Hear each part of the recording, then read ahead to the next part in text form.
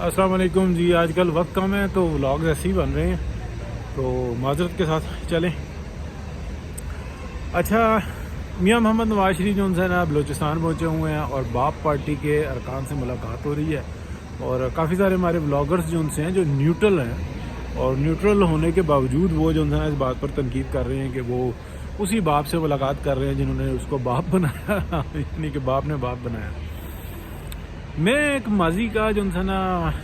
एक मामले का मैं तो पाकिस्तान में मौजूद नहीं था, लेकिन एक मामले का किसी तरीके से गवाह हूँ, आप भी समझ जाएंगे। बाप बन गई, नई हुकूमत आ गई और फिर उसके बाद जो सूरत हाल बनी, चेयरमैन सेनेट का जो उनसे ना मामला हुआ था और मियां मोहम्मद नवाज शरीफ ने आई थिंक हासिल बजिंजो साहब थे जिनको चेयरमैन सेनेट के लिए नामज़द किया और फिर ये सारी सूरत हाल चल रही थी। अब मेरे दोस्त हैं और उनके एक मेंबर जो थे वो उनके घर से कॉल आई उनको, उनके घर को यानी कि मेरे दोस्त के घर वालों को कॉल आई कि आप मतलब ख़वातीन जो उनसे ना फ़ौरन घर पे पहुँचे। तो वो भागते दौड़ते पहुँचे कि अल्लाह खैर करे, क्या मसला हो गया, क्या नहीं हो गया। तो पता ये लगा कि उनका एक बच्चा जो उनसे है ना वो ज़मानत के तौर पे पाकिस्तान के किसी ताकतवरों ने अपने पास रखा हुआ था बतौर ज़मानत। तो पार्टी के अंदर से कहा गया कि आप बिल्कुल जो उनसे है ना जैसे कह रहे हैं वैसे ही करो, जिसको कह रहे हैं उसी को वोट डालो, ठीक है। तो ये बाप और चाचे और ताए और मामे जो बने हैं ना वो इस तरह से बने हैं। और फिर अगर ये सियासतदानों को कहा जाए कि वफ़ादारियाँ तब्दील करते हैं और ये गद्दारियाँ करते हैं और ये इस मुल्क के अगेंस्ट जो उनसे ना चले जाते हैं, तो बताएं कि ये मामला क्या हुआ था। मैं नाम नहीं लूँगा इसलिए कि बात जो उनसे है ना फिर वो तकलीफ़ में चली जाती है, क्योंकि ये वक्त जो उनका ना बदलता रहता है। तो तलत हुसैन साहब का मैं व्लॉग सुन रहा था तो मुझे बड़ी वो भी हो रही थी कि ये बाप के पास दोबारा गए हैं। देखें, ऐसे ही जो उनसे ना हालात बनाए गए, फिर ये चाचे मामे ताए और बाप और भतीजे और परदादे दादे और नाने ये बनाए गए। तो क्या दुनिया के अंदर कोई ऐसी जमहूरियत है कि जो इस तरीके से चल रही हो, जिस तरीके से पाकिस्तान में हशर नशर किया हुआ है? एक मतहत डिपार्टमेंट उसने अपनी बादशाहत को किस जगह पर पहुंचाया हुआ है कि सवाल भी नहीं कर सकते और वो किसी किस्म का जवाब देने के हैं ही नहीं, मजाज ही नहीं समझते अपने आप को, यानी कि मिजाज खुदा समझते हैं कि बस जो कह दिया जितनी रियायत दे दी। लेकिन इसके बावजूद पाकिस्तान के जो सियासतदान हैं उनकी सब्र पर, उनके तहम्मुल पर आफरीन है। मैं तो ये समझता हूँ लाख बुराइयाँ सही लेकिन इतने बुरे नहीं हैं। जितना कुछ हुआ है पाकिस्तान के अंदर तरक्की और खुशहाली का दौर वो मियां नवाज शरीफ के दौर में हुआ है और वो एक पॉलिटिशियन है, तो आप समझ सकते हैं कि ये सियासी दौर के अंदर सब कुछ हुआ है। अगर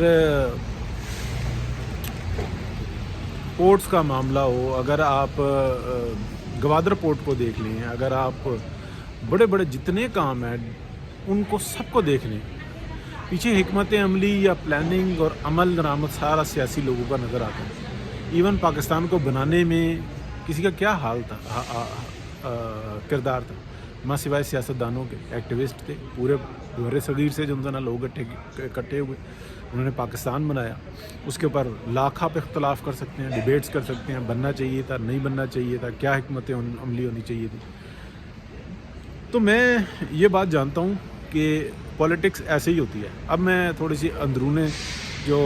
सियासत होती है ना पार्टी की, उसके ऊपर आ जाते हैं, बात करते हैं। देखें, पॉलिटिक्स के अंदर ना अपना ग्रुप को तगड़ा किया जाता है। इसके अंदर 3 किस्म के लोग ज़्यादा होते हैं, यानी कि एक तो अपने वो लोग जो इलाके के उस हिस्से के अंदर जहाँ पर इलेक्शन लड़ा जाना होता है वहाँ पर मजबूत होते हैं, तो उनको टिकट दिए जाते हैं। अच्छा, और उनमें सिलेक्शन की जाती है कि किसको टिकट दिया जाए, क्योंकि जिसको टिकट मिलेगा वो जीत जाएगा। फिर जो थोड़े से दूर दराज में होते हैं, जहाँ पे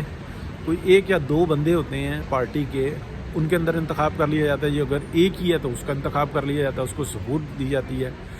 تاکہ وہ سیٹ نکال کر لے کے آئے۔ پھر کچھ ایسے علاقے ہوتے ہیں جہاں پر پارٹی کمزور ہوتی ہے، یعنی کہ وننگ سچویشن میں نہیں ہوتی، وہاں پر جو ہے نا گیو اینڈ ٹیک ہو رہی ہے، وہاں پہ الیکٹیبلس کو اکٹھا کیا جاتا ہے اور پھر ان کو لڑایا جاتا ہے، ٹھیک ہے۔ اب ان الیکٹیبلس کو کیسے لڑایا جاتا ہے، کیا صورتحال ہوتی ہے، اس کا میں آپ کو تھوڑا سا پس منظر بتاتا ہوں کہ وہ یہ لیا جاتا ہے کہ جیسے فیڈرل کے اندر انتخاب لڑنے کی، یعنی کہ انتخاب کو ون کرنے کی